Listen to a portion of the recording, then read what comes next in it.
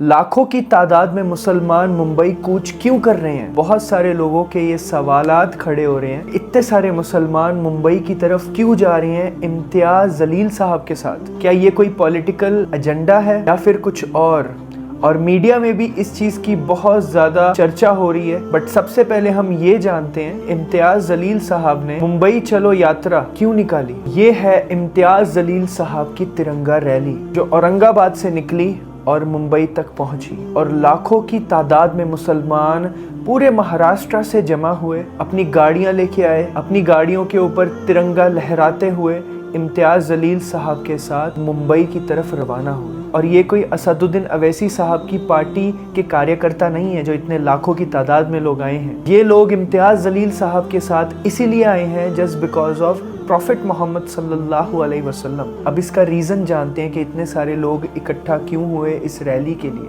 कुछ दिन पहले एक नॉन मुस्लिम महाराज रामगिरी महाराज अपनी स्पीच दे रहे थे। वो बांग्लादेश के मुसलमानों के बारे में, हिंदुओं के बारे में बात कर रहे थे और उसी के बीच में उन्होंने हमारे हजूर पाक सल्लल्लाहु अलैहि वसल्लम की शान में गुस्ताखी की। उन्होंने इस्लाम के ऊपर टिप्पणी की। उन्होंने हमारे रसूल पाक सल्लल्लाहु अलैहि वसल्लम की शान के ऊपर टिप्पणी की और 60 के करीब उनके खिलाफ FIR दर्ज हुई बट उनकी गिरफ्तारी नहीं हुई। ये एक सबसे पहला बड़ा कारण है कि जो ये तिरंगा रैली निकली है इम्तियाज जलील साहब की तरफ से और सब मुसलमानों की तरफ से कि वो चाहते हैं कि इतने सारे जो FIR हुए हैं कि उनके ऊपर एटलीस्ट कार्यवाही हो, उनको जेल में डाला जाए, उनको अरेस्ट किया जाए। बट अभी तक किसी ने उनको ना अरेस्ट किया है, उल्टा उनको प्रोटेक्शन मिली हुई है, सिक्योरिटी है उनके पास काफ़ी अच्छी। ये एक सबसे बड़ा कारण है।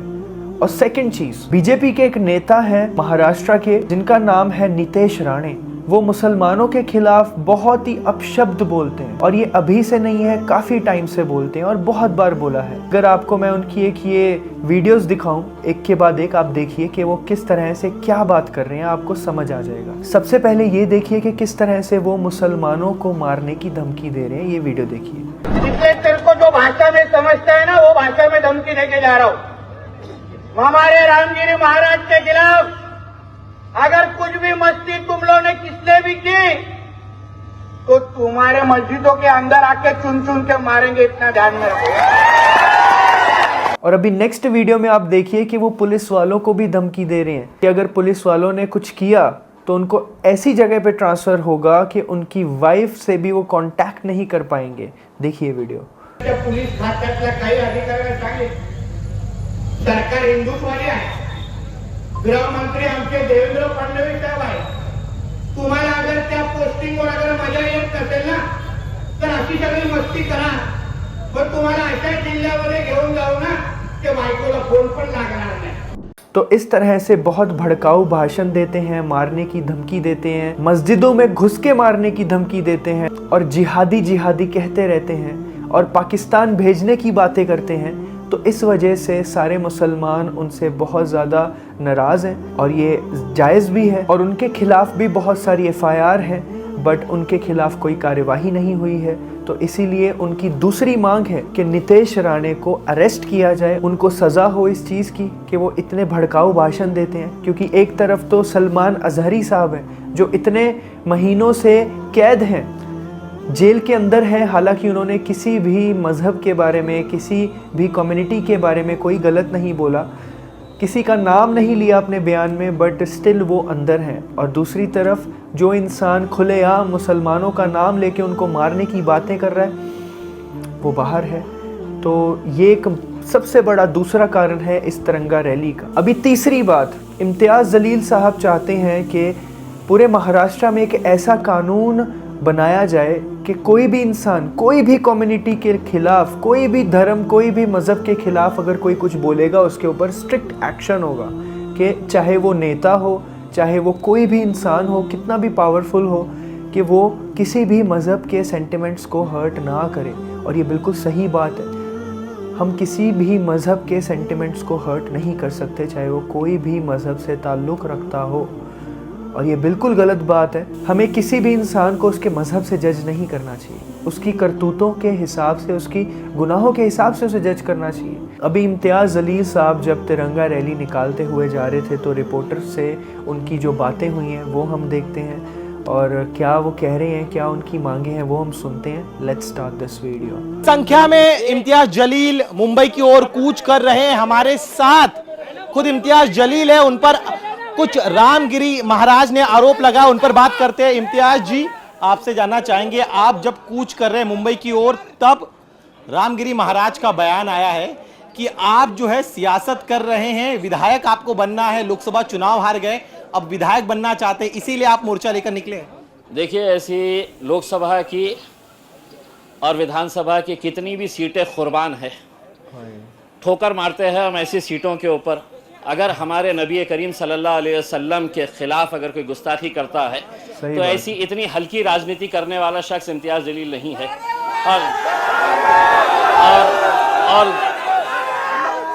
और दूसरी बात यह है कि मुझे राजनीति करने के लिए ये रामगिरी जैसे घटिया लोगों की ज़रूरत कभी नहीं पड़ेगी इंशाल्लाह। उसमें मैं मेरे तौर के ऊपर मुझे मेरे जमहूरी इख्तियार है, मैं सिर्फ ये कहना चाह रहा हूँ, ये मुल्क में कायदा है, कानून है और ये संविधान है। अगर ये संविधान के हिसाब से मुल्क नहीं चलेगा तो ऐसे रामगिरी जैसे गुंडे मवालियों के हिसाब से तो देश चल नहीं सकता है, राणे जैसे गुंडे मवालियों के हिसाब से देश चल नहीं सकता है। उसमें मैंने सरकार को वक्त दिया था, टाइम दिया था कि आप इनके ऊपर कार्रवाई करो करके, और उनको एक चेतावनी दे रहा हूं, अगर जबान उनके मुंह में है तो उससे बहुत खूबसूरत जबान मेरे मुंह में भी है। जिस दिन मैं इस्तेमाल करूंगा, जिस दिन मैं खोलूंगा अपनी जबान, तो कोई इनके पास अधिकार नहीं रहेगा मेरे खिलाफ भी कार्रवाई करने के लिए, क्योंकि कायदा कानून सबके लिए बराबर है। उनके लिए कायदा अलग नहीं हो सकता है और मेरे लिए अलग नहीं हो सकता है। इसलिए अगर रामगिरी ये कह रहा है कि मैं राजनीति कर रहा हूं, तो मैं रामगिरी को सिर्फ इतना कहूंगा कि रामगिरी, तेरे से बोलने तो लगाए थे सरकार ने, तू अपनी जान बचा के रख, क्योंकि यही सरकार तेरी जान के पीछे भी पड़ सकती है और ठिकड़ा हमारे ऊपर फोड़ सकती है। तो तू जब तक जिंदा है उस खौफ में जी कि तेरे अतराफ में जो लोग हैं कब तेरा गेम बजा देंगे, समझ में नहीं आएगा तुझे। वो ये भी कह रहे हैं कि आप जो है राजनीतिक रोटियां सेक रहे हैं इस रैली के बहाने। देखिए, मैंने आपके सवाल का जवाब मैंने इस हिसाब से दे दिया है। ऐसे 50 ओहदे जो है वो हम ठुकराएंगे, हम ठोकर मारते हैं साहब ऐसी सियासत के ऊपर, जहां पे आप खुलेआम हमारी ज़िंदगी से भी अजीम है, जिन्हें हम अपनी ज़िंदगी से भी ज़्यादा मोहब्बत करते हैं, हमारे पैगंबर सल्लल्लाहु अलैहि वसल्लम, अगर उनके खिलाफ आप बोलेंगे और मैंने दूसरे राजनीतिक पार्टियों की तरह, नेताओं की तरह घर में बैठा रहूं और सिर्फ निवेदन देता रहूं, तो ये नहीं। मैंने भी बहुत निवेदन दिया। अब मैंने सरकार को कहा कि एक मर्तबा अगर तुम देखना चाहते हैं कि मेरी भी ताकत क्या है, तो अल्हम्दुलिल्लाह ये देख लीजिएगा कि क्या।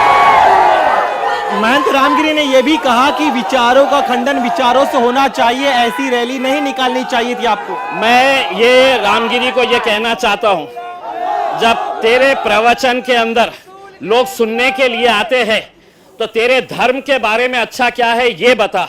सही बात। तेरे धर्म के साथ साथ एक इंसान की हैसियत से इंसान ने कैसा जीना चाहिए लोगों को ये बता, ना कि ये बता कि मेरा धर्म बहुत अच्छा है और इस्लाम धर्म के अंदर ये खामियां है। ये लोग सुनने के लिए नहीं आते। तेरे जैसे किराए के टट्टू सरकार के इशारों के ऊपर नाचते हैं। भगवा चोला पहन के कोई भी अपने आप को संत और महंत कह नहीं सकता है। एक दौर था कि जब आसाराम बापू के कदमों के ऊपर ये सभी लोग पड़े रहते थे। आज आसाराम बापू जेल में पड़ा हुआ है। रामगिरी, तेरा भी वक्त आएगा अभी। आप कह रहे हैं रामगिरी महाराज का वक्त आएगा। उन्होंने एक और चीज कही है कि मैंने जो कहा था उसमें गलत कुछ भी नहीं है। तो मैं उसको चुनौती देता हूं कि तू वक्त दे, तेरे वक्त के हिसाब से हम आएंगे और हमारे साथ बैठ के चर्चा कर। तेरे जैसे लोग आधी अधूरी जानकारी हासिल करके सिर्फ तेरे को मुख्यमंत्री ने, उप मुख्यमंत्री ने और सरकार ने कहा कि जा तू इस्लाम के बारे में बोल, तू पैगंबर के बारे में बोल, हम तेरी रक्षा बढ़ाएंगे करके। और अब मैं वो रामगिरी को ये कहना चाहता हूं कि मुख्यमंत्री साहब, इसकी जान बचाइए, इसको Z+ सिक्योरिटी दीजिए, वरना रात में गलती से इसके कमरे में बिल्ली भी घुस आएगी ना तो ये डर के उठ जाएगा कि कौन आया है करके। कह रहे हैं कि मैं संत हूं, संतों का काम होता है सत्य बोलना, मैंने सत्य ही कहा है। ये संत आजकल मार्केट में, ऐसे संत मार्केट में हर गली के अंदर घूम रहे हैं, भगवा चोला पहनते हैं, अपने आप को संत कहते हैं, महात्मा कहते हैं। असल में ये पैसा कमाने का धंधा ये लोगों ने बना लिए है करके, इनके पास कोई जानकारी नहीं है। अपने धर्म के बारे में बात करो, अपने मजहब के अंदर क्या अच्छा है ये बताओ लोगों को, ना कि तुम किसी दूसरे धर्म का पोस्टमार्टम। और आप क्या समझ रहे हैं कि मेरी जबान मेरे मुंह में नहीं है क्या? मैं नहीं बोल सकता हूं क्या?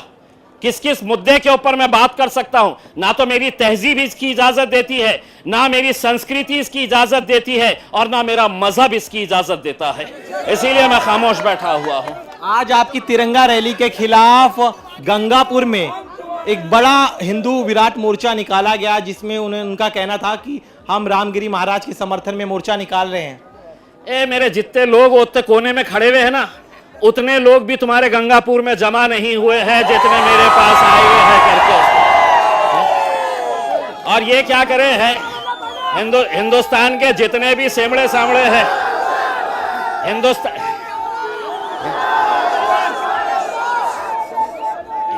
हिंदुस्तान के जितने भी चिल्लर हैं, वो सारे चिल्लरों को उन्होंने आज के दिन गंगापुर में जमा कर दिया है, क्योंकि उनको मालूम है कि शेर निकलने वाला था। अब तक आप जो है इगतपुरी तक पहुंच चुके हैं, क्या काफिला मुंबई तक जाएगा? और चूंकि हिंदू संगठन जो आपके खिलाफ है, तिरंगा रैली के खिलाफ, जो आपकी रैली के खिलाफ है, देखिए मैंने पहले भी साफ कहा है कि मैं यहाँ पर इतने सारे लोग जो आए हैं, ये इस मुल्क से मोहब्बत करते हैं, हमारा मजहब हमें ये सिखाता है। मैं किसी भी धर्म के खिलाफ नहीं आया हूँ, किसी देवी देवताओं के खिलाफ नहीं आया हूँ। मैं ये कहने के लिए आया सरकार को कि अगर ये रामगिरी के खिलाफ अगर 60 FIRs रजिस्टर हुए हैं, तो किसने पुलिस वालों के हाथ बांध रखे हैं कि इसके ऊपर कार्रवाई करने के लिए? ये नहीं कर रहे हैं। मैंने सरकार को, हुकूमत को, पुलिस को वक्त दिया था, इन्होंने नहीं किया। इस वजह से मजबूरन मुझे यहां पर आना पड़ा। लोग कहते थे कि इम्तियाज जलील को तो घर के बाहर भी निकलने नहीं देंगे। अरे अल्हम्दुलिल्लाह 200 किलोमीटर चला आया हो, किसने रुकाया? एक आखिरी सवाल मेरा, उनका कहना है कि आप अदालत जाइए, इस तरह से मोर्चा निकालना उचित नहीं है। अदालत जब जाना है तब जाएंगे, तेरा हिसाब कैसे लेना है हमें भी आता है। शुक्रिया हमसे बात करने के लिए। तो ये थे इम्तियाज जलील, इनका कहना है कि महंत रामगिरी चाहे जो भी आरोप लगाए। तो गाइस, देखा आपने किस तरह से इम्तियाज़ जलील साहब सब मुसलमानों को इकट्ठा करके एक साथ मुंबई लेके गए थे कल, और वो मुंबई पहुँचे भी, और मुंबई में इतना जन सैलाब, ओहो, अगर आप ड्रोन व्यू ये देखेंगे, अगर आपको यहाँ पे दिख रहा होगा, इतनी ज़्यादा पब्लिक आई हुई थी, इतनी ज़्यादा कि जिसकी कोई हद नहीं। लाखों की तादाद में मुसलमान कहाँ कहाँ से आए हैं, आप मतलब बता भी नहीं सकते हो, इतनी दूर दूर से आए हैं लोग। तो ये चलो मुंबई जो ये मोर्चा है, आई रियली विश कि ये कामयाब हो, कि जो लोग नफ़रत फैलाते हैं इस्लाम के ख़िलाफ़ और हिंदू मुस्लिम्स को लड़वाते हैं, जिहादी ऐसी बातें करते हैं और गलत ज़ुबानी करते हैं, उनके ख़िलाफ़ सरकार एक्शन ले और उनको सज़ा दे इस चीज़ की। क्योंकि हमारे देश में दंगे भड़कते हैं इसकी वजह से, हिंदू मुस्लिम्स के बीच में, कम्युनिटीज़ के बीच में इसका एक गलत मैसेज जाता है। हमारे जो बच्चे स्कूलों में पढ़ रहे हैं, हमारे हिंदुस्तान के सब रिलीजन के बच्चे साथ में होते हैं, वहाँ पे डिस्क्रिमिनेशन स्टार्ट हो गया है, इवन कॉलेजेस में हो गया है, ऑफिसेज़ में हो गया है। तो ये बहुत गलत है हमारे देश के लिए, तो हमें इस चीज़ के बारे में चिंता करनी चाहिए। तो आज की वीडियो को यहीं एंड करते हैं। आपको कैसा लगा ये वीडियो ज़रूर बताइएगा। अस्सलामु अलैकुम वरहमतुल्लाहि वबरकातुहू।